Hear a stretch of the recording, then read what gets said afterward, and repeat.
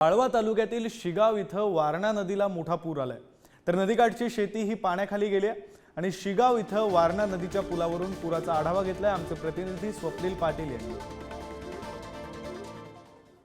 वारणा नदीला आलेल्या पुरामुळे आता दुधगाव येथील पाणी पुरवठा योजना देखील बंद पडलेली आहे। त्यामुळे दुधगावला सध्या टँकरने पाणी पुरवठा सुरू आहे। आपण जर पाहिलं तर या ठिकाणी आता टँकरने या गावाला पाणी पुरवठा केला जातोय।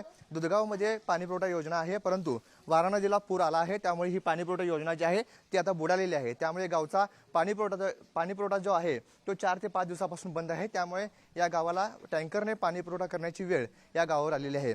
गेल्या 4 ते 5 दिवसापासून या गावामध्ये टँकरने पाणी पुरवठा सुरू आहे। अशीच परिस्थिती या भागात असणाऱ्या अनेक गावांमध्ये आहे।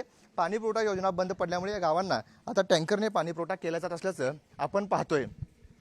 पाणी पुरवठा योजना सांगली आणि मिरजेत जरी व्यवस्थित सुरळीत सुरू असल्या तरी वारणा काठी मात्र वारणा नदीमुळे अनेक ग्रामीण पाणी पुरवठा योजना ज्या आहेत त्या पाण्याखाली गेलेल्या आहेत। त्यामुळे आता अशी परिस्थिती या ग्रामीण भागामध्ये ओढावलेली आहे। कॅमेरामॅन ओंकार वळवडेसह स्वप्नील पाटील, पुढारी न्यूज, दुधगाव, सांगली।